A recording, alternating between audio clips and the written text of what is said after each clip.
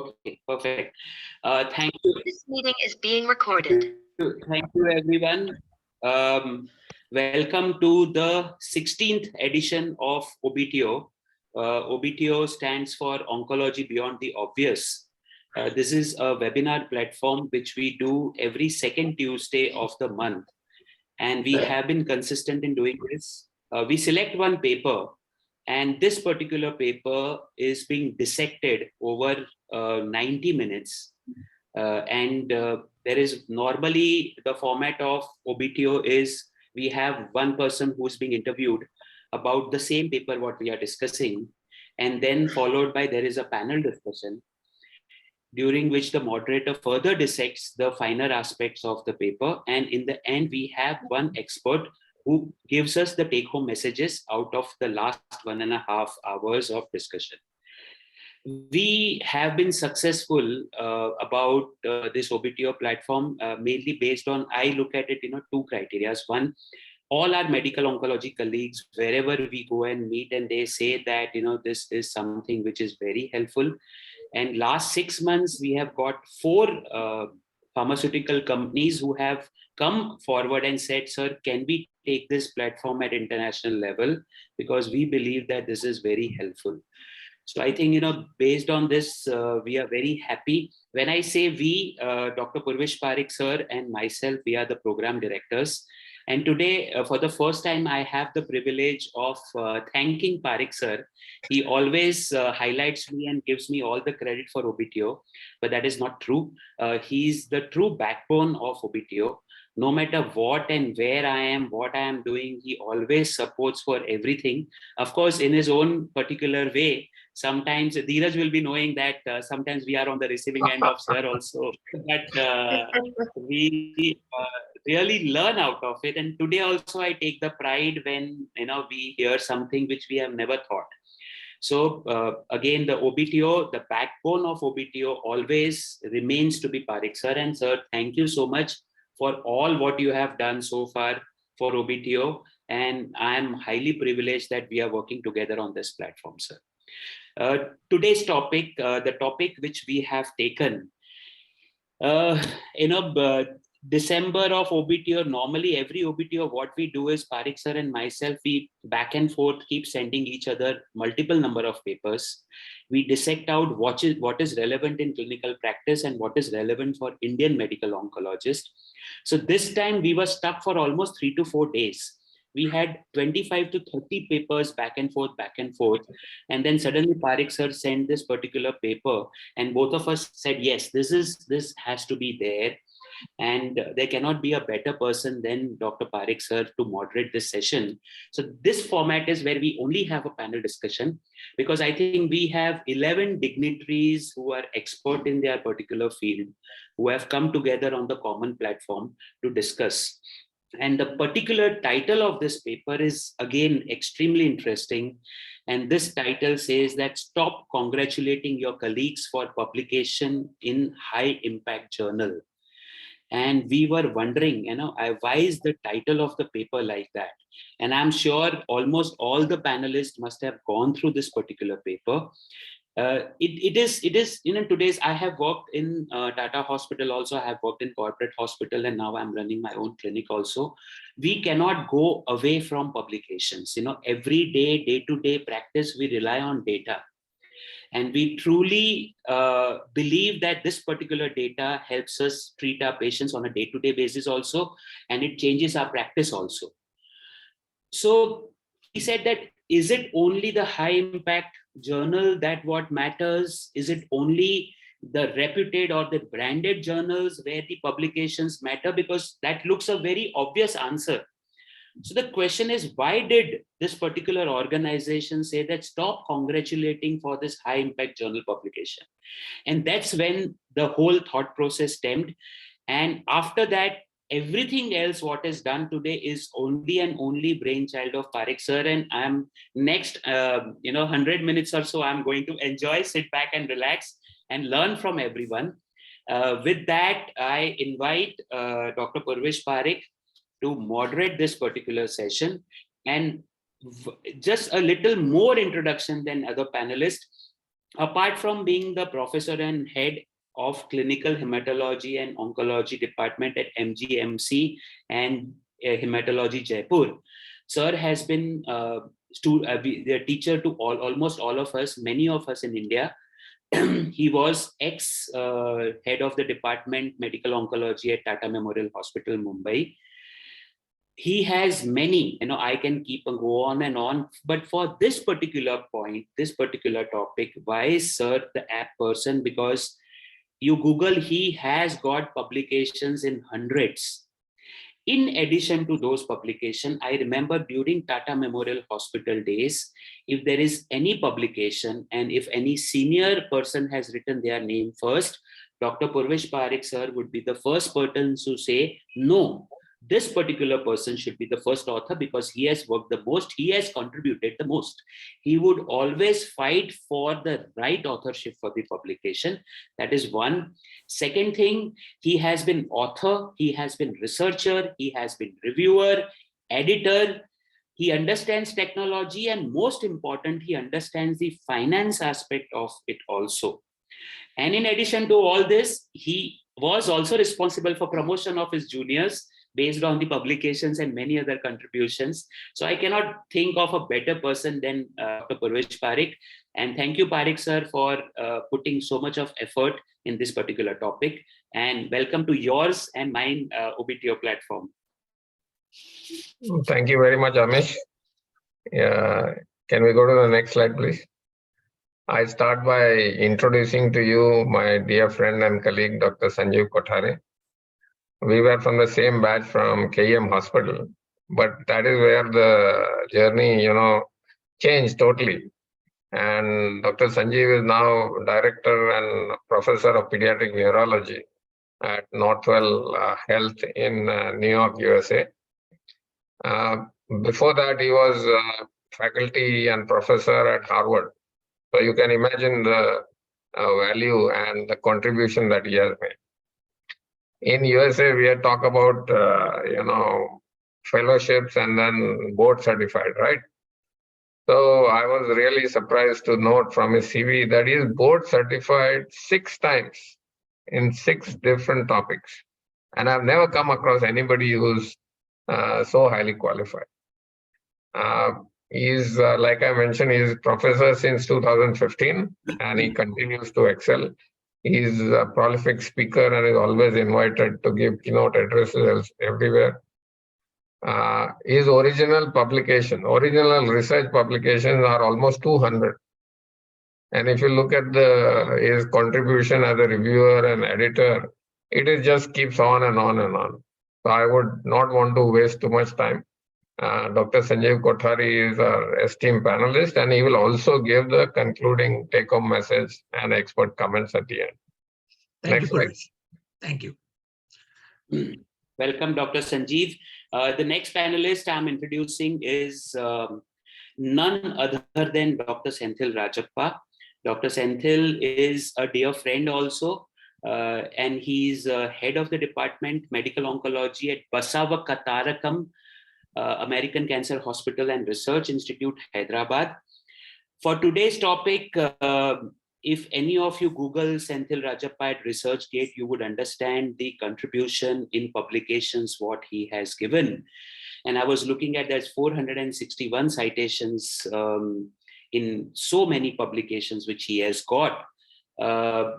In fact, the last publication, which is December of 2022, Senthil's publication is there, and almost every 3 to 4 months, in spite of having a very busy schedule, he continues to publish, even staying in the private practice. And I'm sure he teaches DNB students with the same zeal. And when it comes to promotion of his junior colleagues, he must be using some factors other than a high impact factor. Senthil, welcome to OBTO platform. Thank you so much for joining us. It is now my privilege to introduce my colleague from Jaipur, Mahavir Hospital, Dr. V.K. Kapoor. He is professor and head of hepatopancreatobiliary surgery and liver transplantation. He's had an immense illustrious career, and you can see that he is an internationally renowned person. Recently, I was in New Zealand to meet my son and his family, and Dr. Kapoor connected me to my counterpart, that is, head of medical oncology in New Zealand, was connected by Dr. Kapoor. So you can really imagine the respect that he has achieved all across the world. He gets invited internationally to speak at several conferences, and as head of the department, he will be, contributing to us in the panel discussion as to what the head would look at while deciding about publication. Next. Thank you, sir. The next panelist, I have a privilege to invite Dr. Ullas Batra. He's a senior consultant and chief of thoracic medical oncology in Rajiv Gandhi Cancer Hospital, New Delhi. But Ullas, if I have to introduce him in one word, he's an influencer. He influences people, he influences institutes, he influences colleges. Ullas, you name the clinical trial, and Ullas would be the principal investigator of that particular clinical trial in medical oncology. He has got a very big name, especially in thoracic malignancies, lung cancer. He has got many publications in that lung cancer department, lung cancer scenario. And he continues to present and publish and moderate and give lectures, and every of his publication is a treat to read. He tries to do new things sitting at Rajiv Gandhi Hospital. That is highly commendable. Thank you, Ullas, for joining us on this platform. It's now my privilege to introduce to you Dr. Sunny Dattagupta. I keep mispronouncing his surname, but this time I think I've got it right. I've known him for more than 12 years. He was in Walter Kluwer earlier in Mumbai. Then he was with Theme, and now he's publishing director at Scientific Scholar. Several of the journals which I'm involved in, if they have reached their level today and got index in PubMed, it is thanks to the insight that Sunny has provided and the guidance and hand-holding that he has. So I'm sure that he will contribute very much from the publishing point of view whenever we talk about journals and how impactful they are. Thank you, sir. Next panelist, I have the privilege to invite Dr. Randeep Singh. He's a director and senior consultant of medical oncology, Narayan Hrudayalaya, Gurugram. Randeep is a colleague and a very close friend, in fact, whose clinic is just stone's throw away from my center. And for today's this thing, one of the most important thing Randeep has done is he has started, and he's the editor-in-chief of a journal called IJMIO, International Journal of Molecular and Immuno-Oncology. Randeep is very keen researcher also, and extremely avid detailed reader. He reads every article in such great detail that when you listen to him, you would feel, oh my God, I missed out this particular aspect of this paper. And I'm sure today he would be a great contributor to this panel. Randeep, thank you so much for joining on this platform. Now it's my privilege to introduce to you Dr. Natasha Das. Again, somebody that I've known for more than 10 years. And she brings another aspect of the stakeholders in this whole publishing scenario, because she is a medical writer. She, as a medical writer, she has founded a consultancy that provides professional medical writing services. And even more than that, she has been highly involved academically, because we have something called AIMWA, All India Medical Writers Association, and she was the founder, secretary that set up that. So I'm sure that we will have wonderful insights from Dr. Natasha about the medical writing part of journals and publications. Thank you. Next, I have the privilege to invite a very, very dear friend, Dr. Dheeraj Abhyankar, who's currently a medical director of PPD Thermo Fisher in USA. Dheeraj and I, we were together in Tata Memorial Hospital. Both of us, we both want to believe that we are prodigies of Dr. Purvish Parikh. although the world thinks the other way around, but Dheeraj and I always try to think that, we are basically we stem together from the single root. And I have always seen Dheeraj as a very, very keen interest in the clinical trial scenario. And in fact, he was responsible for the biosimilar drug Reditux, which was during his Dr. Reddy's laboratories days. He currently also is a very keen interest, and he looks after phase 1, phase 2 studies of many new drugs. Dheeraj understands the industry aspect very well, and he also has an experience of the clinical aspect in his past life. And I'm sure that his experience will be mutual beneficial to both these sides of the coin. Thank you so much, Dheeraj, for joining us today.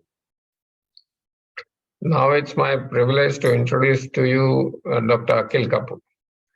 He has been budding medical oncologist for several years, and now has taken the whole thing to a next level. As a prolific writer, as a publisher, as a person who knows really the ins and outs of statistics and how to interpret data. And on top of that, he has got the administrative responsibilities of looking after the medical oncology department in an entirely new cancer center that is in Varanasi. Believe it or not, in less than 1 year, their OPD now looks at more than 500 patients every day. So this is the sort of leap in the profession that Akhil has taken, and I'm sure that he will be very happy to contribute immensely to our panel discussion today. Sure, sir. Thank you, sir. My pleasure to invite another dear friend, Dr. Amol Patel. He's a medical oncologist at INHS Ashwini, Mumbai.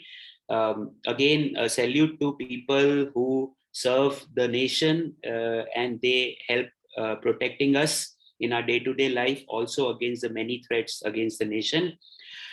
Amol must be very few who can say that, who has to his credit any JM publication.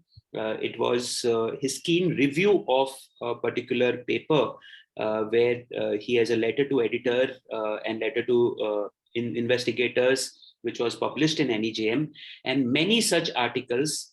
Apart from reviewing these articles, he also writes a lot of new innovative papers coming out from India. And with his colleagues, of course, he's an extremely good team worker. In fact, one of the initial first papers of NGS in gallbladder, FGFR, was highlighted from India, belonged to Dr. Amol Patel. And I'm sure that his insights would add a lot today. Thank you so much, Amol, for joining us on this platform. Now it's my privilege to introduce to you Dr. Nitin Yashasmurthy. He is again a young medical oncologist from Mulikaval Hospital, Bangalore. But besides being, the next generation of academicians, besides being a prolific writer, he's also got diverse interests. And even before he got his DM in medical oncology, he was into music and he was into development of software that would help us. So I think this is like a person who has multiple hats. And for this panel discussion, his primary role will be, as a young author, what is it that he will look forward to in a journal and getting the right impact. Thank you, Nitin, for joining us. Thank you, sir, for calling me. Thank you, sir. I think we have now, we have introduced all the panels. So, Parikh, sir, can I request you to start today's panel discussion? All right. So, is my screen visible? Yes, sir. Okay, great. So Amish has already mentioned what article we were going to discuss and the implications beyond that as well. I'm trying to move the slide. Okay. And this is another article which is directly related to that. And this is against parasite publishers making journals free. So this is also an important part. So what is it at stake for publishers? Do big publishing houses make profit margins? And I've just taken the example of Elsevier here. And this is 2019 data with 3,000 journals. And Elsevier revenue was 9.8 billion US dollars. Just to compare that to Novartis, which is 1 year later, 2020, it was 8.07 billion. And both of them are earning more than Netflix. So this is just to put in the right perspective of what publishing is all about. And though Dr. Sanjeev Kothare is our expert who will give the concluding remarks, I would like to start by asking him, when so much is at stake in medical journals and there is so much support from the industry, are doctors influenced by advertisements that take part in medical journals? Over to you, Sanjeev. So USA passed a landmark law about a couple of years ago. It's called the Sunshine Act. Yes. The Sunshine Act does not allow any physician to interact with any medical profession, any pharmaceutical person other than a medical MSL, medical science liaison. And whatever money, whatever gifts they get is reported on an online journal. And when that amount goes beyond $5,000, that is reported to the chairman then sits with you, and a lot of things happen. Conflicts of interest are created, all those things. So we are very, very cautious. We don't publish we publish only in PubMed journals. And if there is a ghostwriter, then that is considered a negative point. Understood. Right. So Dheeraj, medical journals are an extension of the marketing arm of the pharmaceutical companies. What is your response to this? Sir, I think I looked at this article, which is 2005, and I've tried to look at the articles which came afterwards as well. Now, see, I think this is a very obvious thing that the pharmaceutical industries would use this article these journals as their extension of their marketing, because their clientele is reading it. Basically, so pharmaceutical company cannot sell it to the normal people. What they can sell it to the doctors. So, and the doctors are getting influenced by the articles in the journals. So, of course, those are the pharmaceutical companies will use it. So, I think it ties up to your previous question that how much does it really influence? Means like the advertisement or the articles. Of course, well-written scientific article would always influence. And as Amish was also saying, that all of us use data for our practice purpose. So of course, everything goes hand in hand, basically. Right. And you had shared some slides which I put here. Right. So what I wanted to show is that the amount of drugs which gets approved in a way that now, if you look at it, on an average, we get around 40 to 45 drugs get approved. Now, for each drug to get approved, minimum 3 trials has to be done: phase 1, phase 2, phase 3. Okay. And then previous to that, there is the amount of preclinical work, that's toxicology studies or the target engagement studies. So there are so many studies happen. Now, if 45 drugs are getting approved, I think there is so much, 7 to 8 years, at least 10 years of research happens on that drug to do it. Now, my point, what I wanted to make here is that the number of publications which come of the pharmaceutical companies as compared to the amount of drug which gets in the market, and even the drugs which gets failed not getting in the market, is very minimum. That's what I wanted to highlight with this. Right. And this one I have put in here because I wanted to show that the amount. So there are, when you talk about the publications from the pharmaceutical companies, there are 2 aspects of it. One is that the pharmaceutical companies publishing their own data, and the second one is that the pharmaceutical companies sponsoring some research, right, which they are that gets published. And when you look at it, so this is there is a site is a repository of the all the publications, and then they try to look at that the amount of publications which come from different pharmaceutical companies. So these are the top 10 pharmaceutical companies through which the publications have been has come. And then I wanted to show that the relatively that how much it have an impact on the way the citation gets generated. So want to highlight that major pharmaceutical companies, though they publish less, means like we have seen that only 10% of the pharmaceutical company really publish their work. So, but these are the ones which are the major players in public publishing, and then the way the citation they get. All right. And the next chart.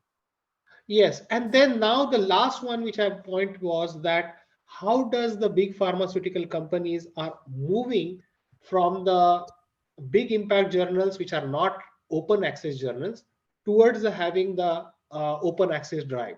So the companies like Takeda have a policy that whenever they sponsor a trial or sponsor the research, they always want the researcher to publish it into open access journal.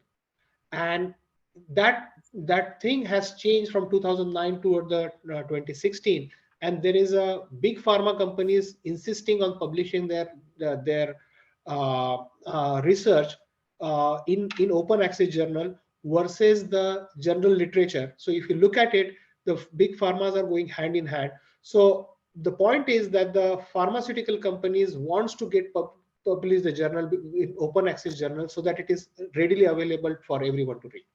All right. So these are very prominent editors of Lancet and New England Journal of Medicine who have made some profound statements. Richard said that journals have devolved into information laundering operations like money laundering. Marcia says that it is a marketing machine. And Jerry says that there is a deflection of the moral compass of many physicians. And this moral compass of physicians is not those who are prescribing, but those who are actually on the part of the journal editors. So it says that it's a sickening amount of pharmaceutical companies pay top journal editors. And to just give you an example, look at the second column which says general pay and the third column that says research. So even if we ignore the research, you can see that hundreds of thousands of dollars are going into general pay to editors from the industry. And you'll be surprised as to what are the names of these 7 journals. If you look at the third one, for instance, it is JCO, Journal of Clinical Oncology. If you look at the first one, it's JAMA. And if you look at the diabetes care, maximum amount of money is going to diabetes care editors.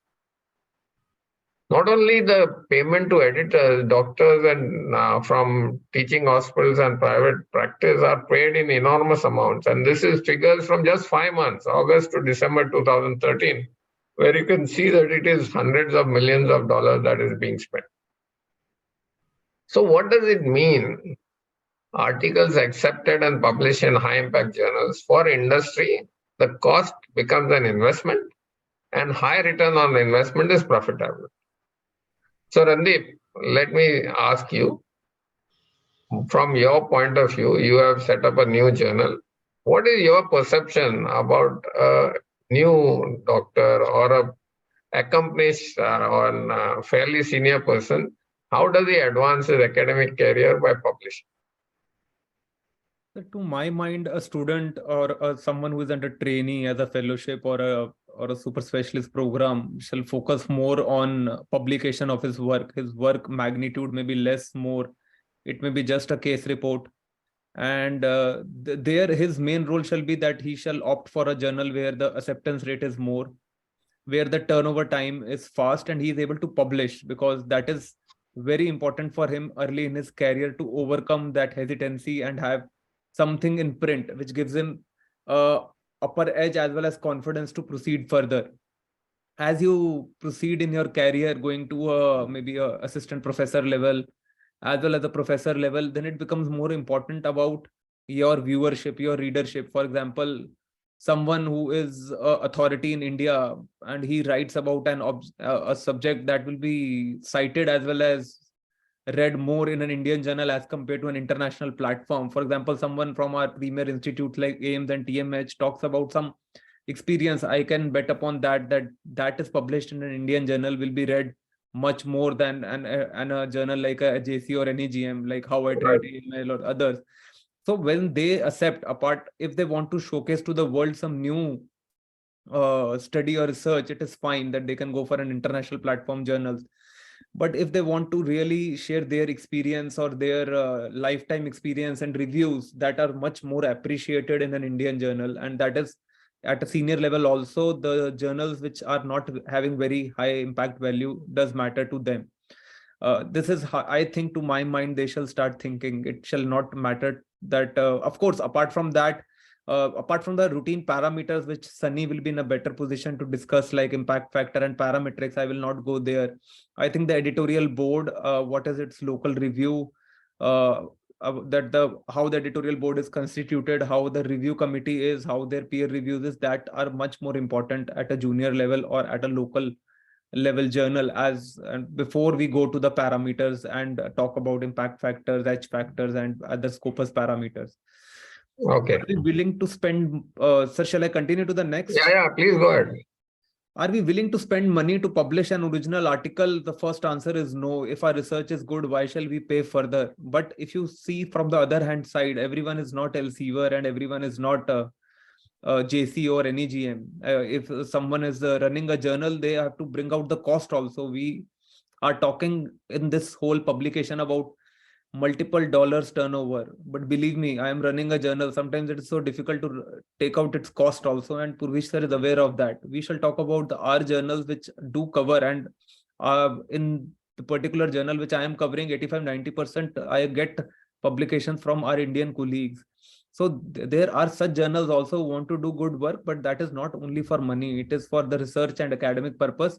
And there they are actually on the other fag end of the spectrum, that they don't have money. If they have an open access to print the journal, to publish the journal, it takes around ₹1 lakh for a good issue to come out. So I think the house shall be apprised of that thing also. Right. So now we come to the journal impact factor. And let me start with Senthil. Impact factor started in 1975. And Senthil, what are your thoughts about the advantages and disadvantages? I think before we get into the advantages and disadvantages, let's define the impact factor for people in the audience who are not aware of it. Because yes. So let's say you're looking at in simple words, it's the impact that the journal has. So remember that it's not the impact of the article necessarily, it's not the impact of the researcher necessarily, it's the impact of the journal. So it is calculated by the number of citations that the journal article has had in the previous year. That's the numerator. The denominator is the number of publications that have come out in that journal in the previous 2 years. So let's say you're looking at 2017. So number of citations in 2017 is the numerator. The denominator is the number of publications in 2016 and 15. So that's what is calculated, and you come to a figure like what is put up in the screen saying Science and Nature is 34, NEJM is 27, and the BMJ, Lancet, etc. are 3. Now, when you look at impact factor, there are some advantages of going behind it, and there are also some disadvantages. Now, as I said earlier, the first and the most important thing is that it is something like a high hurdle. It's something that is very credible, at least supposed to be credible, should I say. So if you're publishing in a journal with a high impact factor, that means you've crossed a particular bar. Your research has gone through a lot of peer review. Highly credible people have gone through it. Highly knowledgeable people have gone through it. And it's an endorsement that your research is actually worthy of reading. So this is something that's very important for most researchers. But the other important thing is that, fortunately or unfortunately, this is what people use to evaluate you. Something like what Randeep was saying earlier, that these are the factors that people consider in order to say how good a researcher you are. Now, coming to the other side of it, if you look at what are the problems associated with impact factor, one way of looking at it is that saying if your publication or your research is good, people will certainly find it. You don't have to go to a journal which is of a high impact factor. And I want to make that point again. So it is a metric for the journal. It is not necessarily a metric for the research or the researcher itself. So this is something very important to understand, because you can have research or a publication that's not of great quality, but you can get to NEJM. You can have a super publication, great research, great quality, but it may be ultimately published in a journal that has got low impact factor for various reasons that we'll probably discuss later during the course of this panel discussion. So it's nothing about the individual. It's more about the journal itself. Now, what are the problems? Sometimes the review process can be very, very long. Now, if you're looking at a subspecialty wherein there are not too many journals and the impact factors are really not very high, let's say between 3 and 4, for example, let's say dentistry example. So it may not make a big difference between 3 and 4. So you don't have to go chasing that 4, leaving behind the 3, because getting your article into the 3 might be easier and faster than getting into the 4. Now, one of the major problems with impact factor, high impact factor journal is that it's difficult to get open access unless you're going to pay for it.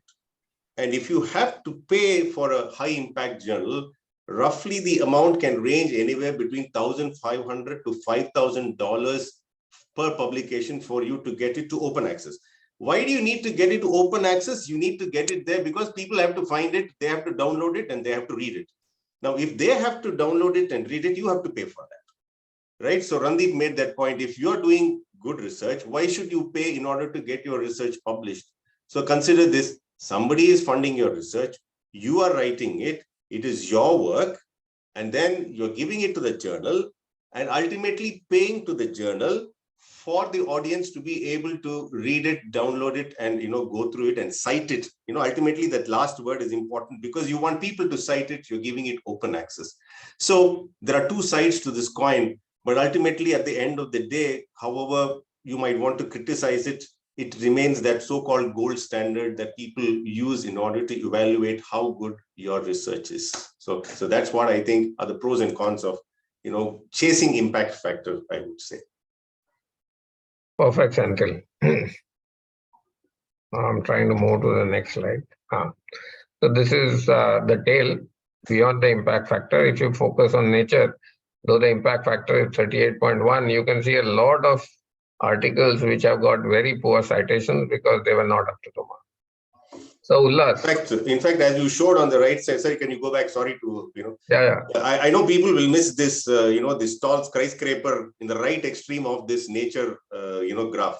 It's only 1% or 2% of the total publications in nature that keep getting cited again and again and again. And that's how the impact factor actually goes up. And as Sir rightly pointed out, the majority of them almost never get cited or get cited very early. So both in terms of researchers and in terms of articles, it's a very small fraction that keeps getting cited again and again, pushing the impact factor up.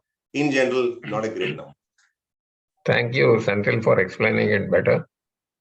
Ullas, this is an extension of what was said earlier. Most papers generate fewer citations. So how do you ensure that when you publish, it will be useful and people will want to cite it? Sir, I think this is what Senthil also said initially. If your research is good, people will cite it. I mean, I think let's just let's just put the work into public domain. That is most important. And coming back to the impact factor, what was very rightly said by Senthil was, I think impact factor is the mean. So let's say one person puts 10 or 20 and the other person, 2-3 people put only one. It's not the median, the median, it's not the median. So it gets influenced by a particular one big name which gets cited. In addition, Correct. The other things also about impact factor, the criticism of that also includes, these are the number of citable things. So a review article is more likely to get cited. So if your journal has more review articles, your impact factor will increase. The citable articles also include it does not include the letter to the editor. It does not include corrections. It does not include correspondence. So if you decrease your denominator, by default, your numerator will increase. Also, there are people who will, there are journals who, if you publish an article early in the year, let's say you publish in the January, your chances of getting this more will increase by the time 2 years are over. Also, there are certain things that if you quote things from their own journal and from the other journals, again, the number of citable articles will increase. So impact factor, is like statistics, there lies and statistics. And I think after statistics, there is impact factor. All right. So I think sorry to interrupt you. Please finish. go ahead, Senthil. No, I was also going to say that, I haven't had this experience, but there are some, authors who have said that when they send their research to a particular journal, sometimes the editor tells them, look, you need to cite these these articles which have been published in our own journal. And that's one way of making sure that the impact factor of their journal keeps going up. So this is, the publication mafia, as they call it. So all these things happen behind the scenes. I am surprised you didn't know that, Sanjeev. This happens all the time with us. Unfortunately, I only interacted with good editors like, Padmaj and Randeep and all of them. This happens all the time. So that is the reason there is a global inequality in the citations. And this inequality has actually increased from the year 2000 to 2015. Yep. And on the left side, you will see where the citations are increasing. That is England, Netherlands, Denmark. On the right side are the citations are either not increasing so fast or actually reducing. And I was really surprised to see that both USA and China are where citations are actually going down. But it's probably because of the sheer number of articles that get published from these countries. And also, sir, I guess the sheer number of articles and also the people at the position, the editors, Yes. and if people who are there, they are the ones who influence all these things. So correct. And a lot of times, sir, if you don't have a white name or a big name in the article, it will not get published to an international journal. I mean, that's my personal experience. So, Dr. Kapoor, European Research Council has actually banned the research applicants from citing the journal impact factor because they feel that it is totally useless. So as a professor and head of the department, what is your advice to your colleagues and your juniors?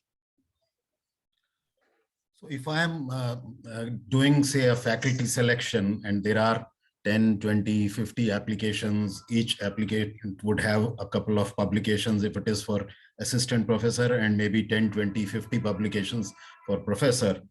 Yes. Ideal would be that I go through all the publications myself and make a judgment, but obviously that is not practically possible. So we have to rely on some numbers because that is the only objective way of comparing. Very true. So I would say it is a necessary evil which we have to live with. Now, as has been pointed out, that many of us scientists do not understand that impact factor is the value of the journal. It is not the value of an article or a scientist who has published. So I personally feel that citations are probably more important because citation is the value of the individual article. And in the individual article, where do you stand in terms of authorship, first, second, shared, principal, corresponding, that should be given weightage. So I personally feel that number of citations over a period of time is probably more of value than the impact factor of the journal. Excellent. Purvish, can I just add a point on this thing? Yes, please, Sanjeev. Because I'm on the committees. So at Harvard, you start off as an instructor, and we encourage that as a instructor for 2 years and assistant professor for 5 years, you publish first author papers. As you start getting into associate professor level, you start publishing more last author papers. And finally, as you become as a full professor, you should not only have almost all of them as last author papers, but also you should be first author of multicentric studies. That is what counts the most. And on average, you need 30 peer-reviewed, high-impact articles to be a full professor at Harvard. Wow, amazing. So there are other alternates to impact factor because of the fallacy that we have seen.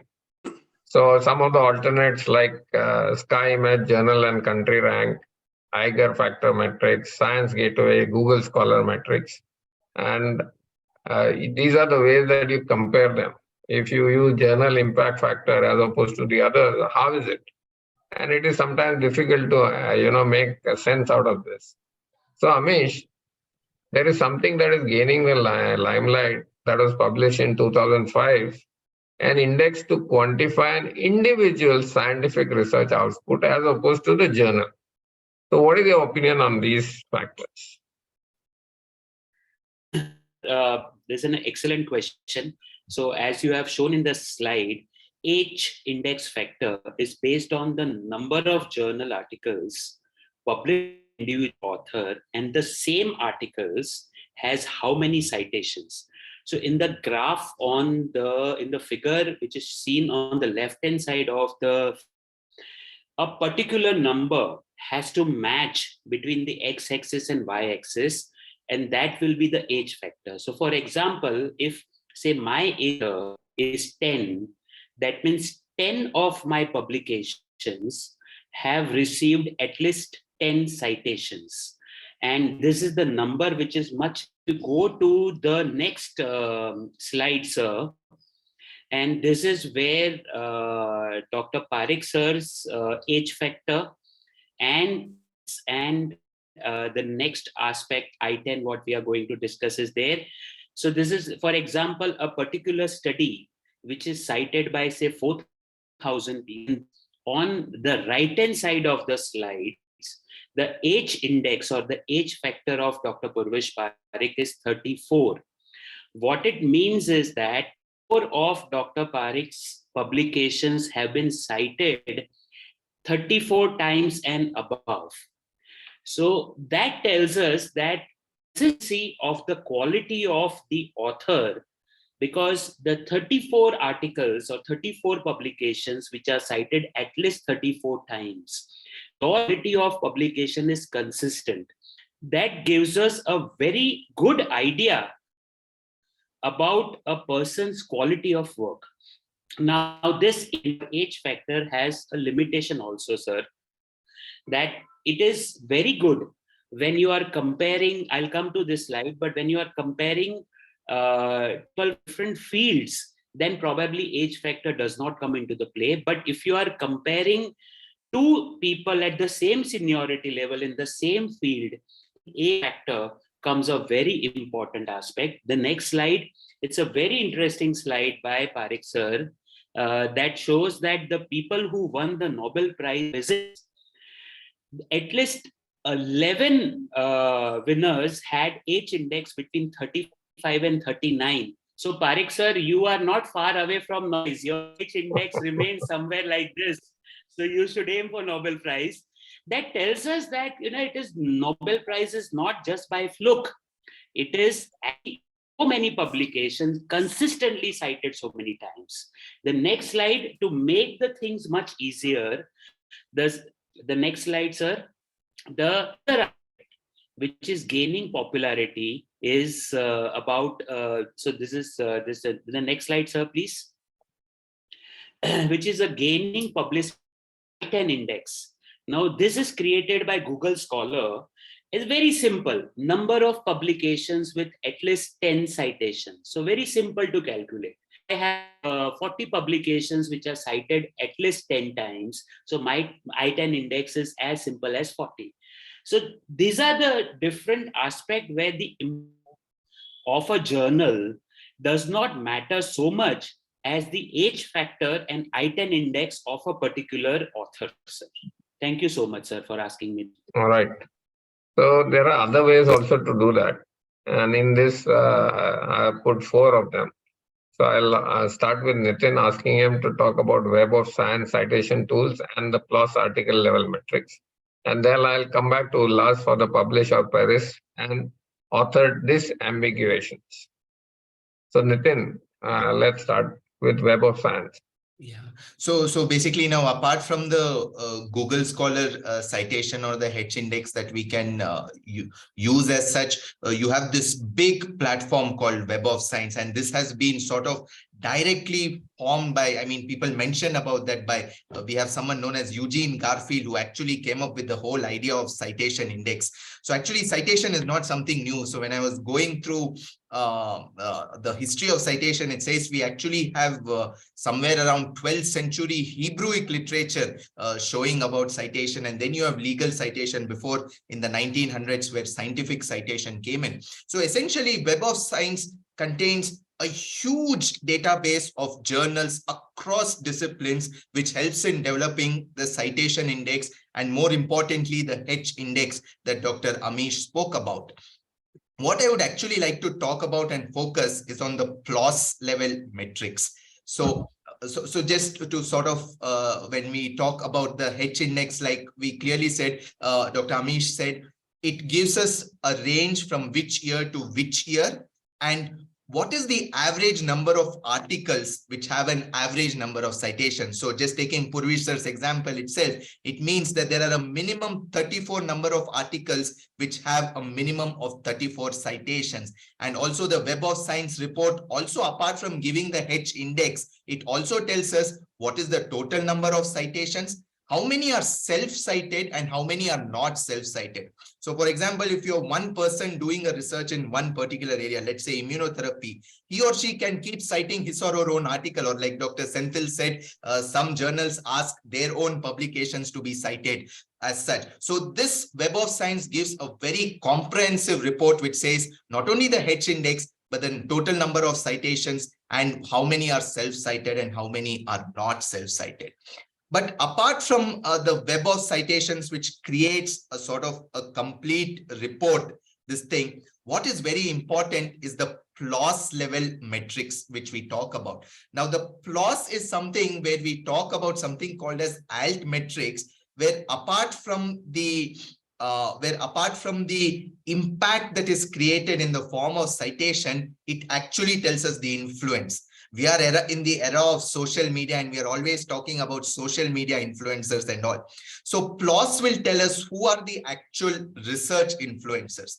So what PLOS gives us is something known as ALT metrics, which not only tells us the citations, but how many views the article has got, how many people have actually saved it and downloaded the article, and how many times the article has been shared. So many times certain articles are very impactful that residents, teachers, professors all download it. They may not have been cited enough number of times. For example, let's say certain review articles on looking at immunotoxicities, but possibly that review article on immunotoxicities has been so impactful that it has been downloaded and shared more than thousands of times. So beyond the impact factor and the citation index, I think in today's era of where research is being shared, I think it's very important to determine what is the influence the article is having by looking at how many times it has been downloaded and how many times it has been shared. Unfortunately, without a subscription, you cannot access ALT metrics. So maybe that's another money-making machine. I did skip one slide. Natasha, can I ask you about the importance of ORCID identifier? Yes, we were discussing. I thought you would be coming to author disambiguation and then coming to this anyway. Okay, we can do that. Yeah, we can do that. I think that will be a better. Okay. So Ullas, publish or perish and author disambiguation. So publish or perish actually has got two things. One is the software which is there available. That is what I think you were asking. But the more important publish or perish is in the academia, where if you don't publish, they perish. You know, as one of the panelists was saying, you know, when you become a full professor, you should have this much, this much, this much. Even in our institute, we have a setup where we say for a promotion in one particular year, you should have X number of publications, Y number of publications, and it keeps on going more. So that is about in the academia, which is the publish or perish. But there is an app, you know, if you want to take care of your data, if you want to analyze and retrieve your data about, you know, how many articles have I published, how many of them have been cited, what is my H score, I-10 score, everything in one. It's a free software which is on the app. So it will basically tell about the total number of papers, citations, average number of citations per paper, average number of citations per author, etc. Next one. This is basically a software program that will analyze data based on the data by a Google Scholar. But again, a very important thing is I also tried my name into this. If I put Batra Ullas, I get 120. If I get Ullas Batra, I get 79. If I get Batra U, I get only 5. So that is what is also called as the next one, which is the author disambiguation, that, you know, there can be I mean, there is only one Parikh P and there is only one Rajappa S, but there are numerous Batra, Use, Ullas, and everything would be there. So you need to understand, and this is basically where the software and things come up. You want to differentiate between the various authors, and there are tools which can help us in differentiating between author disambiguation, and one of the tools is the publish or the perish. All right. So coming back to Natasha. So like Dr. Ullas just now mentioned, if you have similar names, multiple researchers may be publishing under the same name, and you could be, I mean, the reader might confuse one author with the other. And the alt metrics also would change, and I mean, not just the alt metrics, even the author metrics would change. To do away with that, there is what's called a ORCID ID, or the Open Researcher and Contributor ID. It's a 16-digit unique number, digital identifier of a researcher. I face this issue quite often because my name is Natasha Das, and Natasha is not a very common name from the part of India that I belong to. Yet, there is another Natasha Das from IIT Kharagpur who keeps publishing articles under the same name. And we keep getting questions whether she has published an article on medical writing, or whether I have published an article on botany. So this is, the first one is not me, but the second one is my ORCID ID. So if you see an article with this ORCID ID, it is definitely me. That's about ORCID ID. So I always suggest all my clients that their authors should have a ORCID ID, which is a unique ID, so that the metrics is not disturbed. All right. So we have seen that there are several citation indices. They can be divided into three broad categories: general purpose, subscription based, free general purpose, or open access, subjects specific, like oncology or astronomy or physics. So Sunny, do we have an Indian citation index, and what do you think is its value? Hi, Purvish sir. Hi, hello everyone.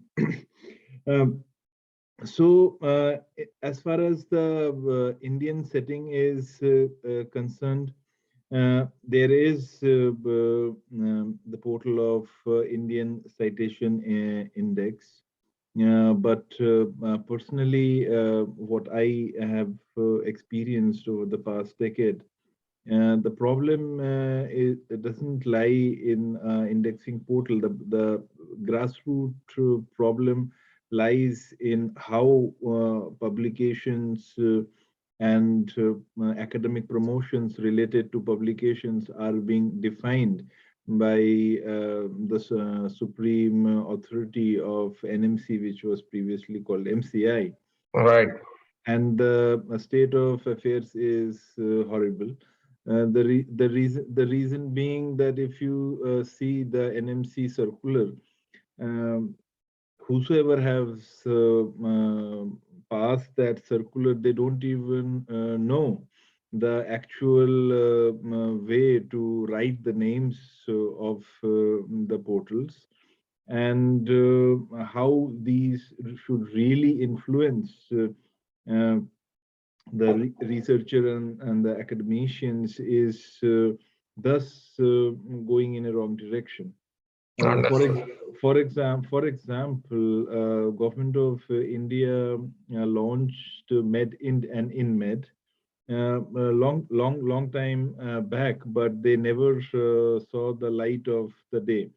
On the other hand, as we see in this slide, it is Indian Citation Index. This is a fine platform, but if I see personally, it is not adding any value to the journals, and how it is going to validate authentic journal versus those who are predatory or fake.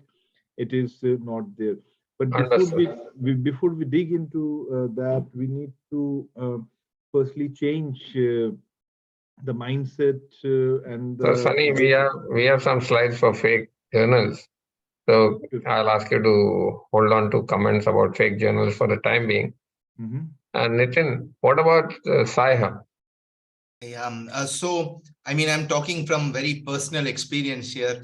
As a resident, when you're writing a thesis or some articles, you need to go through many journals, and these journals are not at all accessible. Now, I'm not sure as to how many people were aware of Sci-Hub, but Sci-Hub is like, it was sort of godsend for all residents, because we just had to enter the DOI of any article and we would get a free paper of it, which we could download, read it up, and then reference it for the thesis as such. Now, unfortunately, the publishers And the publication companies view Sci-Hub as nothing but a piracy website which is sort of stealing journals, stealing academic articles. And that is why Sci-Hub, which was formed by a wonderful lady known as Alexandria, has now having to face multiple cases across different countries, including India, saying that it infringes on copyright. There is personal data which is being threatened, and also even about phishing attacks and stealing user credentials. But I'm not sure, barring the sort of infringing copyright, how much of the other things are true, because when you go to Sci-Hub, you don't need to log in, you don't need to create a user ID. There's nothing which is asked of personal information. You just enter the DOI of the article and you get the article. Unfortunately, we are not having access to most articles after 2020 because of the court cases which have been filed. But even today, if you were to go to Sci-Hub and enter any article dating back how many ever years, you will still be able to download it, which is why many Indian scientists and researchers have come out in support of Sci-Hub, because they're saying open access is a matter of public importance, because knowledge of health, knowledge of the latest advances must be disseminated freely, because this is important for treatment decisions and this has important implications for the entire scientific community. But I'm pretty sure this is one area where the publishers and the rest of those who are wanting open access will say this is nothing but this is stealing and piracy, and this must not be encouraged by law. So just to give a perspective, it's not only India, which had only 1.8 million downloads in 1 month. At the same time, China had 30 million downloads, and USA, which is supposed to be very tight for copyright, had 10.8 million downloads. So this Sci-Hub is useful not only in developing countries, but also extremely useful in developed countries. Sir, so I just want to add here one. Just to add one point, Purvish sir, that Yeah. apart from Sci-Hub, for even books and journals, there is one more thing called LibGen, libgen.io, where you are able to download some of the older editions of the book and all that. So essentially, across the world, people are moving to the thought process or philosophy that knowledge must be free and must be disseminated. Right, right. Sir, Somebody I want to else add a want to publisher perspective in this. Yeah, so I wanted to make, yeah, hi, this is Dheeraj here. I wanted to make a point, and I agree with the Sci-Hub and also LibGenesis, and I have used it. And to my surprise, when I was looking at it, so Sci-Hub, the websites like Sci-Hub and LibGenesis were banned in so many countries, but still they are available in the countries like US. And so I'm happy that certain countries do have a tight publication regulations, but still they allow such kind of Sci-Hubs and then LibGenesis to operate in their soil. Right, So I'm right. happy about it. Excellent. Sir, I want to add a publisher perspective. Please go ahead. Sir, I am one of those rare publishers who actually die-hardly support Sci-Hub, and I would go gel in exactly with what Nitin said. The reason being, I am an outright open access publisher since the early days of my publishing career in Medno. And I believe, as Nitin very rightly said, any clinical content, any scientific content should be freely, easily disseminated. And if there is a young surgeon who is rushing to an OT and he is in a panic-stricken mode and he just wants to check up on the latest advancement of procedure, he should be able to just do a bit of search on his handset, and rapid search.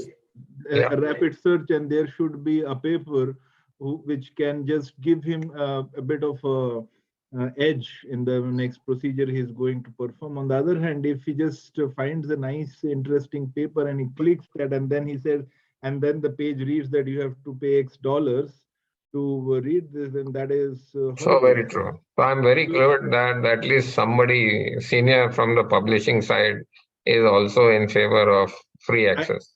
I was actually grossly criticized in my previous company with a couple of very senior sales professionals. Yeah. Saying that how the hell you can even say that Sci-Hub is nice. I said, yes, Sci-Hub is Correct. nice, Correct. and they are being seen in a very light, positive way. And Excellent. anyone Excellent. who promotes open access would see Sci-Hub as a nice Right. and an So open now education. let's move on to one other aspect, and I'm sharing an email that I received from one of the reviewers for an article on SAJC. And if you can say that the article on prostate cancer survival estimates was rejected. And the rejection was because it was written extremely poorly, objectives and analysis were not clear, and it needed a complete overhaul. So there was nothing actually wrong with the science of it, but the article was not written well. So when starting a new scientific journal, Randeep, you have already mentioned some of the challenges faced by a new journal. And we know that when there are no controls, then we have no problem with enthusiasm. Sunny, you already mentioned that what society should ask for before starting a journal, but I want you to elaborate a little bit on that. What is your roadmap for the success of an Indian journal like Randeep has set up with IJMI? Sure, sir. Sir, to address this big concern that what budding editors or a new journal, particularly India, should do. The first and the very foremost thing that needs to change in our country's setting is the mandate of NMC, which includes DOAJ, Directory of Open Access Journals, as one of the recognized portals where a journal must be indexed to get being recognized by NMC, because other portals, PubMed Central, Scopus, Emerging Sources Site, these are very higher portals, and the journal can get in there after a few years of publication and a very highly competitive level. Right. The basic elementary level, which is like a high school passing certificate, should not be a portal from the Europeans like DOAJ, because DOAJ is a portal which actually adds zero value to an open access journal. Like PubMed Central gives you access to a full text. Medline gives you access to mesh terms. Scopus gives access to SkyMago journal rankings and so on and so forth. So new editors, the stakeholders of the societies, they need to come together in under a single umbrella and ensure that the outdated, totally outdated, redundant mandate of NMC gets changed, and an Indian portal like Medin and InMed, which never saw the light of the day, should come into existence, where they validate that a journal is genuine and thus is recognized by NMC, which would then ensure that these journals would get normal, regular submissions, which is the biggest challenge that editors face while running a journal. For example, Randeep's team is doing the best to run IJMIO. We are trying our best to commission. In fact, just today morning, I commissioned 3 articles for IJMIO, which I am yet to share with Randeep.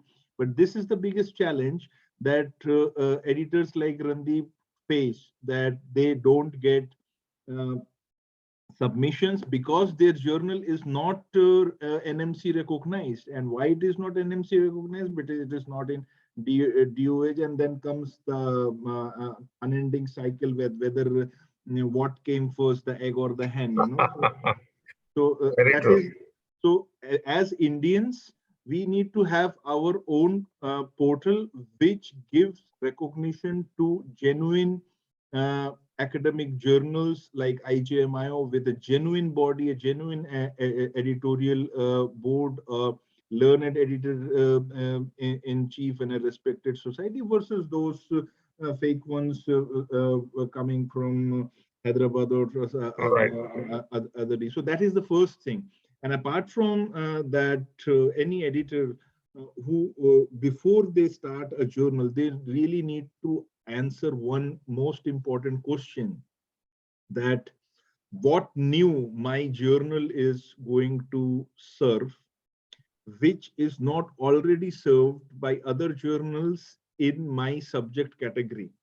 So if IJMIO, for example, came into existence, then they have already answered the niche questions that what IJMIO is catering to, molecular aspects of oncological investigations, and getting deeper and deeper into that, which refines and brings out the voices of investigators in this core field, which might not get a direct place, say, for example, in SAJC or ASG or other big oncology journals, which are already in existence and are serving their own purpose.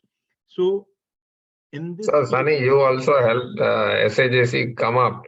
At one time, it was like a new journal like IJMIO, and then we started working together on that. Yes, sir, exactly. Right. So that is the roadmap which IJMIO would also come up in years to come. But just before launching a journal, every editor needs to answer this question: that what difference this journal is going to bring. IJMIO is a very nice example because it has its own niche attractiveness. But then look at the dentistry journals. There is a total mushrooming of dentistry journals in our country, and 85% of the dentistry journals are I don't have any better word in this respected. So we have an example of that on one of the slides. Yeah, so we'll move on to that. Sure, sir. Okay. Purvish, Randeep here. I will just take one or two more comments. Please go ahead. He's actually right. Many times we have been the journal, the article has been published, and then I get a request for that they want to retract the article, and the whole reason is that this is not indexed, and we don't blame them. Of course, we go ahead and yes, they have all the rights before it is in print. The author has all the right to retrace and put an application anytime, and at least once, twice, or thrice in a year, we have to send the article back because it's just that they realize that this is not indexed. And that is where that chicken egg story comes. And I think apart from that, we have to realize that when it is an Indian journal, when it is not of very large magnitude, the authors, those who are submitting, they actually look on many factors nowadays, and there are many options they look upon. So it's actually very true. I also want to add one small point. I just read the comment from Dr. Akhil. He wrote a very genuine thing that the sequence is DOAJ, then Scopus, and then PubMed, or the PubMed or Scopus might be reversed. This really needs to change, because a journal which gets into Scopus gets a lot of things. A journal which gets into PubMed gets a lot of advantage. But what DOAJ is doing? DOAJ is doing nothing. So and DOAJ is important for Indian authors only because a redundant old age mandate from NMC wrote the word DOAJ in their approved list of portals. Once that name is chucked out and MEDIND or InMed, which is an Indian portal or properly Indian citation index, which comes up. So Sunny, you and I and Randeep should start working on developing such an Indian portal. That is the only way we will be able to progress. Sure, sir. So if we are able to do that, then things would improve. And one last thing, the very important thing of impact factor that you guys have been discussing, one thing somehow got missed, that over the last couple of years, the reason for which impact factor has, the importance of impact factor is slightly going down are two reasons. First is that Elsevier has brought up site score, and site score is comparatively way better metrics than impact factor, and it is accessible by anyone free of cost. Although Elsevier is my rival, I compete with them for my journals, but in this particular point, I would praise my rivals, Elsevier, in this particular aspect, because although they are money minting publishers, no doubt about it, I dislike many of their subscription policies. But as far as the metrics of Scopus, SkyMago, and now the site score is concerned, this is a way better metrics than. Thanks, Sunny. I think we are running out of time, so we need to move on. Sure. Amol, is publication the only metrics for academic success?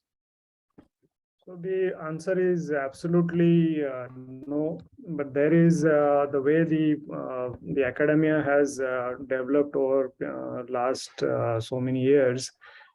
Somehow the quantity is considered as more important than the quality, and this is where we went wrong. And as a resident, we start a career from presenting a paper in a conference, and at the end of the career, we show that how many citations we have, so many original articles. But down the line, hardly some of our papers, they are meaningful and they have brought in the impact. So let me tell you one example of such impact by Professor Navdeep from SGPGI. So he has published the timing for this methylcobalamin administration before the chemotherapy for the pemetrexed. It was an RCT published in impact factor around 6, 7, or 8, whatever it is. It has multiple citations. But what is the biggest citation I saw, and I conveyed Dr. Navdeep also, and he was not aware that where it is. So it was the eweek.com. Eweek.com is the Australian government site wherein all the oncology protocols are uniformly given, and every doctor is, I think, supposed to follow those protocols. And in that protocol, they have cited. That means in the complete Australia, they have changed because the patient unnecessarily has to come for 3 days for the injection, and you just given one injection before the chemotherapy.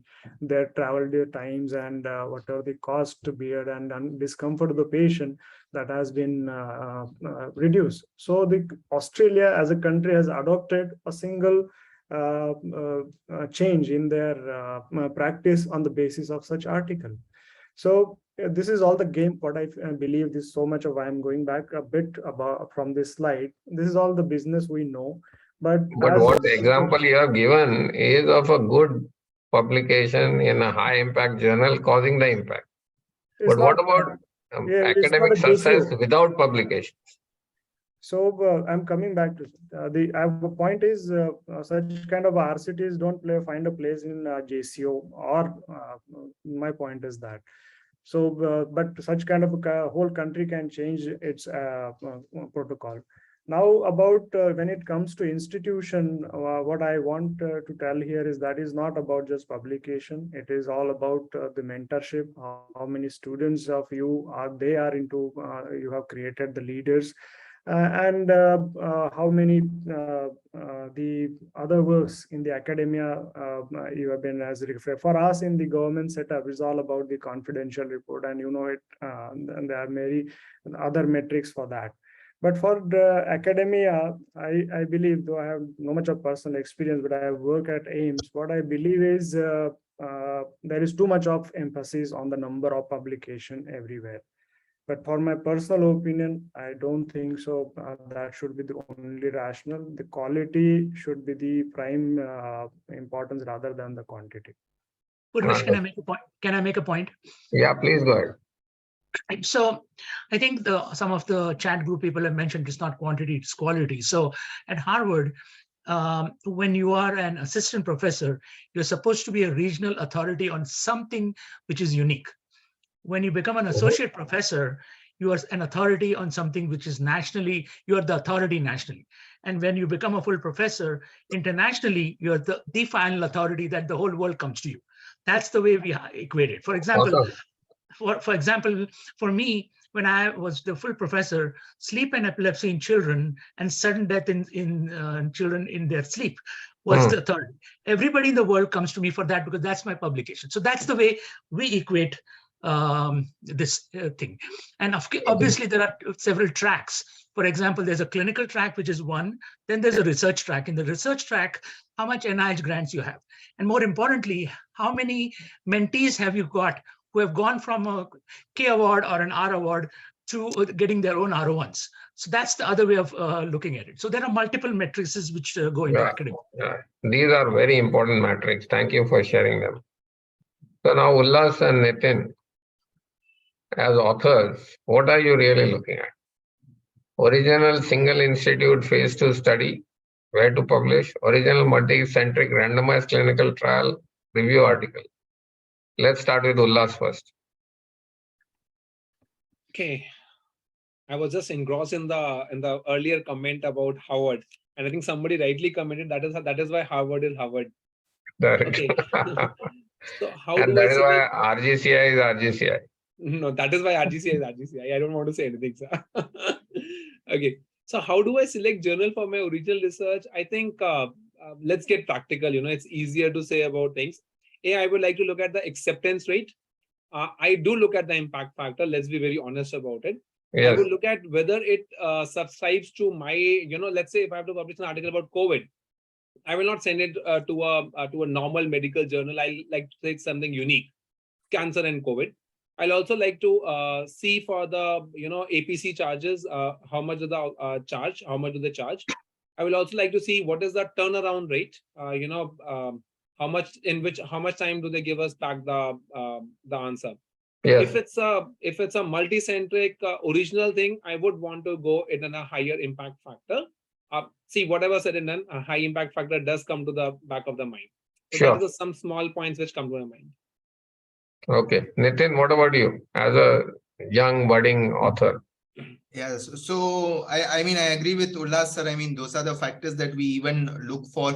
And what from my experience, what we have also done is, if the abstracts have been accepted in some of the international platforms, like let's say ESMO or ASCO for that matter, yes, we try to submit it to their journals as such, because sometimes when it's been published in there, or rather presented at their conference, they do believe that the acceptance becomes easier. But the one thing that we sort of look at is also the publication cost and the turnaround time, because these days research is being done so fast in other countries that you don't want your idea to be sitting with one journal for 4 to 6 months, undergoing reviews, corrections, whatnot, and then at the same time, by the time it comes out, someone has already brought it out. So so turnaround time is something that I would give a lot of preference to. And just one small point which is being brought about in the chat, which recently we saw the San Antonio Breast Cancer Conference happening. The best place where the authors were engaging was actually Twitter.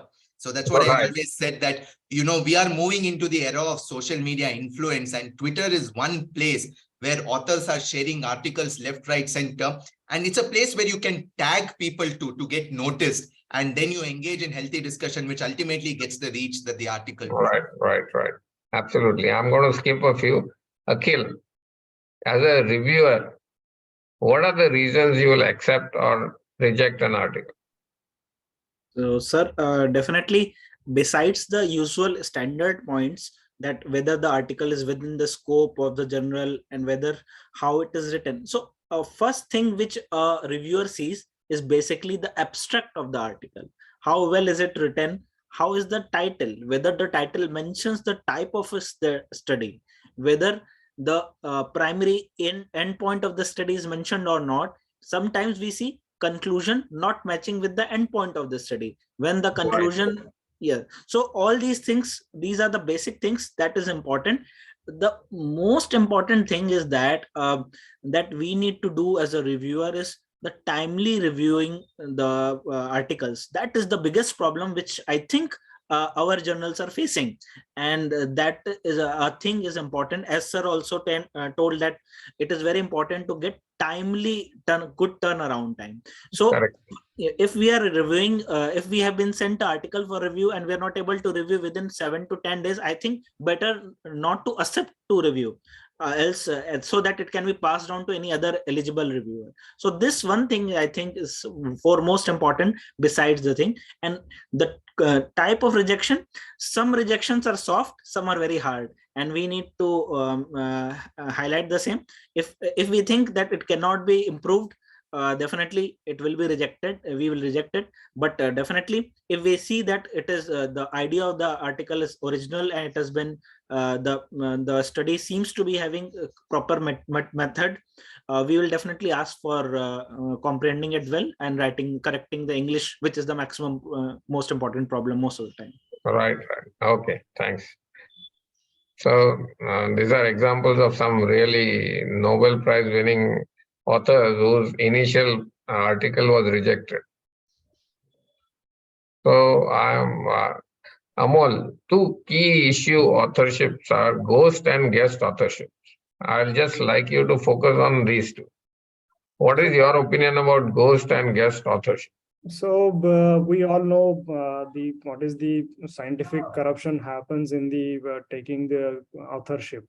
So there are set guidelines. Such guidelines for the oncology journals has been published in JCO long back. So step by step, how you have to give the authorship, and many times as just a matter of respect or matter of team member, the authors are included without their any contribution. So Amol, if you were offered a guest or a ghost authorship, would you accept or you will not accept? I don't accept, sir. Okay. I would like to give my at least some comments, but I don't accept. So this is exactly the reason why we should not accept, because such a senior person who was editor of the journal had to face an inquiry because of fake publications where he was offered a guest authorship. So there is an authorship rule of 5. If you are an author, then you should be able to discuss the article for at least 5 minutes for about 5 years after the article has been published. Natasha, since there is a lot of problems with the English and the way that the article is written, we are always in need of some professional medical writing options. So what do you think, should such medical writers be recognized by giving an authorship or acknowledgements or be cited? What is it? Depends on what amount of contribution the medical writer. Your voice is very low. We can't hear you. So this depends on the role that the medical writing agency or the medical writer per se has performed. Does it merit authorship or does it merit only an acknowledgement? That will decide, right? As per ICMJE, there are 4 criteria, and all those 4 criteria must be fulfilled before a person is offered an authorship or accepts an authorship that is offered. So if that is not there, I don't think medical writers should accept an authorship. Can we go back to the previous slide, please, sir? So things are changing nowadays. This is a new standard from US, where last year there was a pilot project of credit, which is the contributor roles taxonomy. When we say 14, I mean, when we say there are 4 criteria that the author should, fulfill to become an author from the ICMJE recommendations. It means all authors are fulfilling all the 4 criteria. So how do we decide that the 5th author has done less work than the 3rd author? So the order of authorship really is debatable. That's why the pilot project called Credit has come up, where there are 14 roles assigned, and the person has to clearly mention, the author has to clearly mention which role he has fulfilled. And some authors may fulfill 2 or more of these roles, and one role may be fulfilled by multiple authors also. So this is the credit taxonomy, which has now become a standard in US since January this year. Can we move to the next slide, please, sir? Now, there are a few articles on how we are moving from authorship to contributorship. You can check out some of these articles. Next slide. Yeah, so we were talking about whether a medical writing agency or the medical writer should be offered an authorship or not. There are two examples that I have shared here. One is where we had taken an authorship of a original research article where I had not seen the patients, I had not done the surgery, yet I was eligible for authorship. If you can look at the right upper quadrant of this slide, you'll see why we accepted an authorship. My name is mentioned there with exactly what I did to merit an authorship. Whereas in the second section, the article that is shared in the bottom section, this is a review. This is also an original article we did for a certain pharmaceutical company. Here, my co-writer from our agency and me, both of us have been mentioned here, and we have mentioned clearly what role we played. Here, we had nothing to do with the data. We did not analyze the data. We did not collect the data. That is a different matter. We didn't even analyze the data. This was done by some other CRO. And here we've also mentioned that we have received a funding from the pharma agency to write this article. As long as transparency is there, I don't see a problem with hiring professional medical writers or medical writing. Excellent, excellent.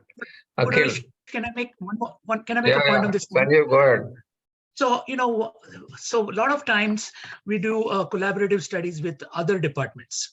Yes. And the question becomes, how do we put the author list? So I have a formula for this.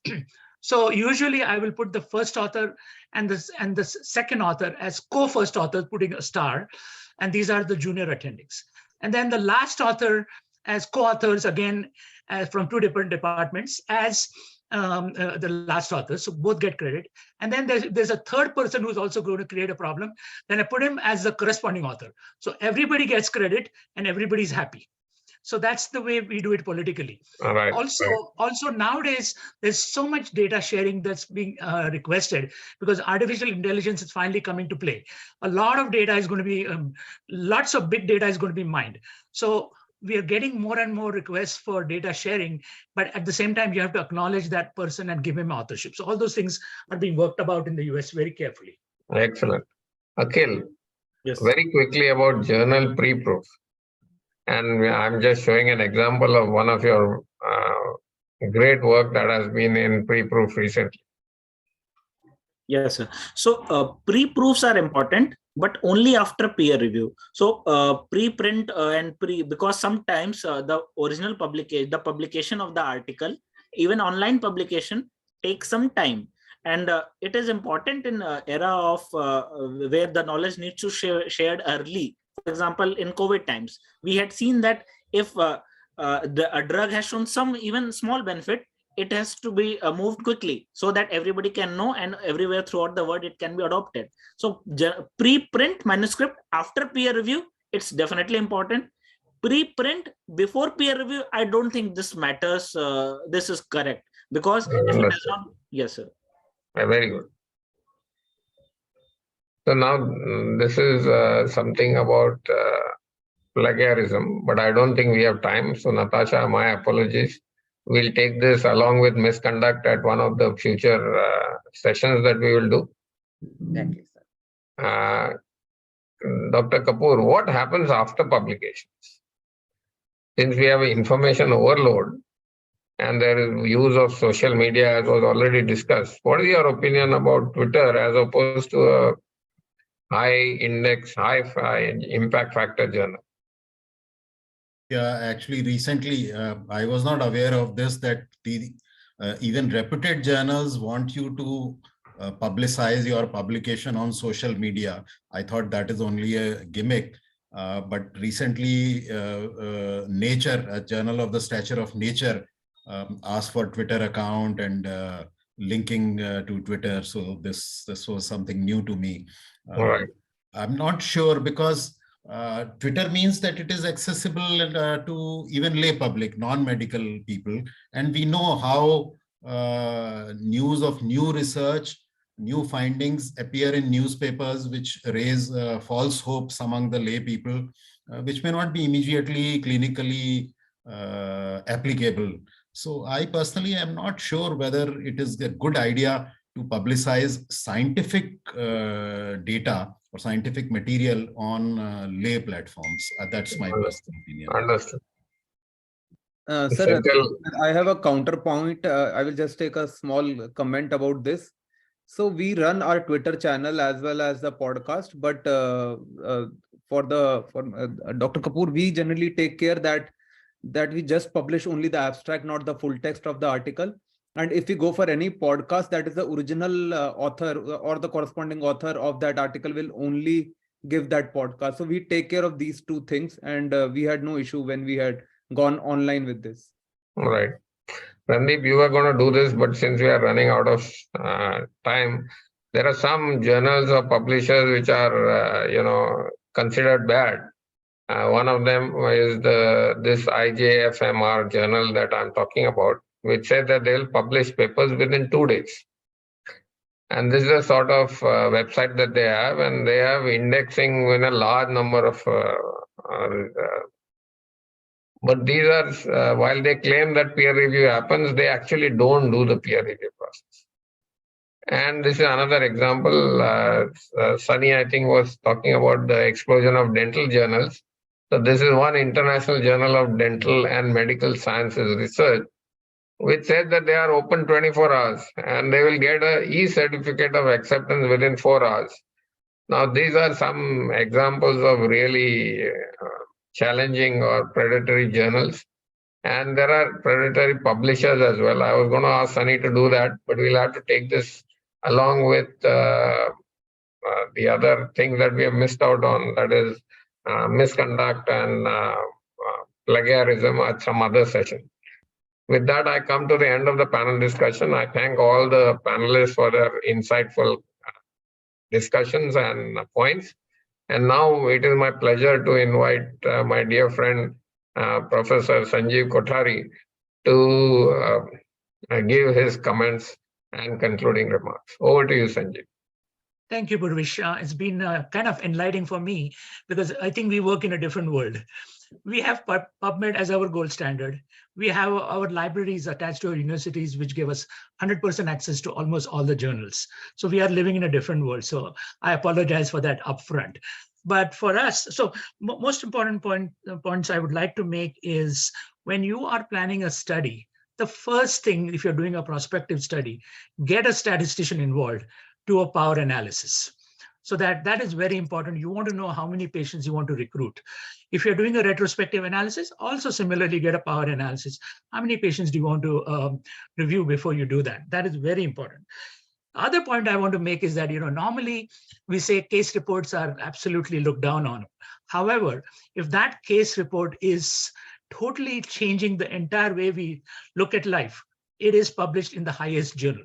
So a single case report of, let's say, a drug which is used for a particular disease, never been done before, could be the next step for a randomized control study. And that can be published in a very high impact journal. At the same time, don't do a case report saying 5 cases have been published. This is my 6th case. That's never going to get accepted. So those are important points.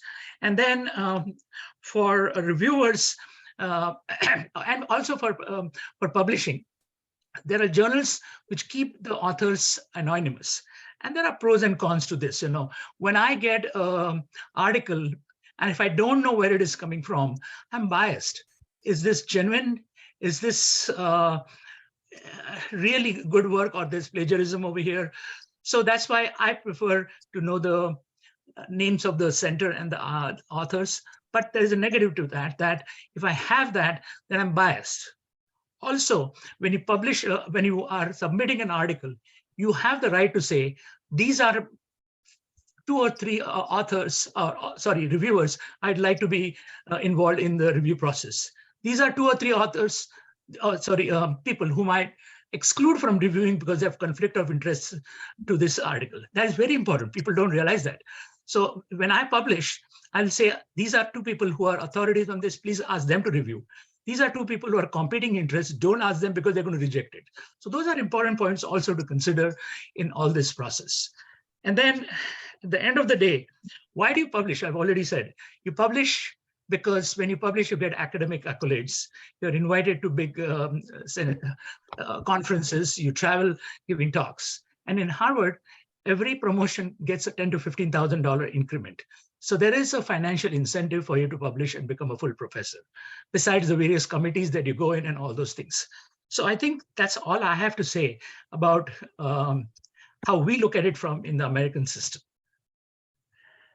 Thank you very much, Sanjeev.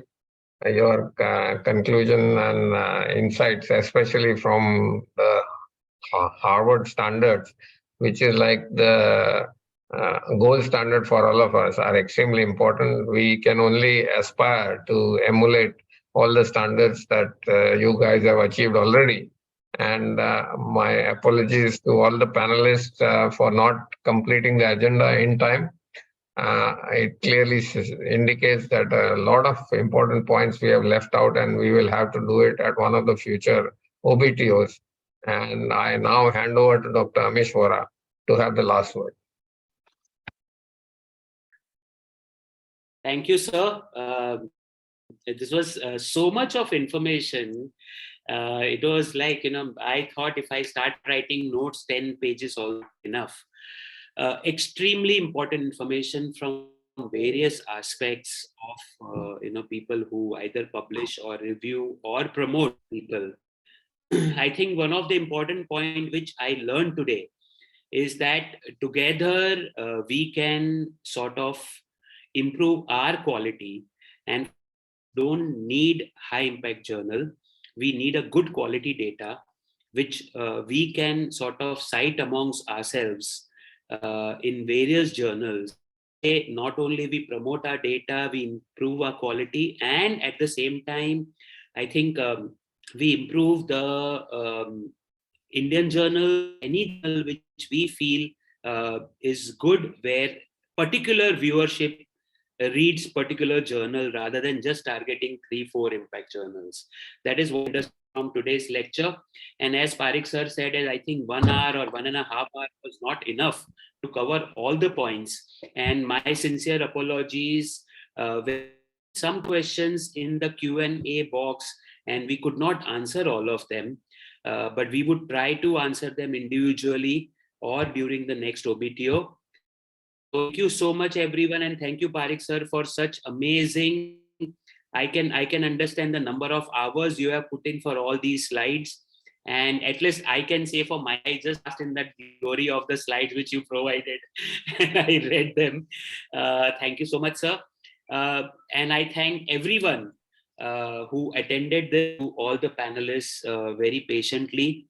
Thank you so much for giving OBTO such a good welcome viewership.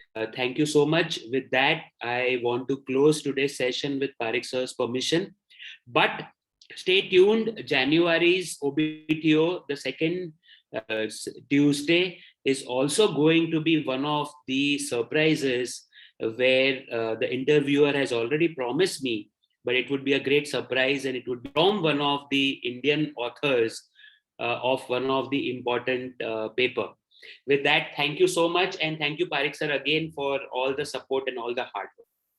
Thank you. Thanks a lot. Thank you.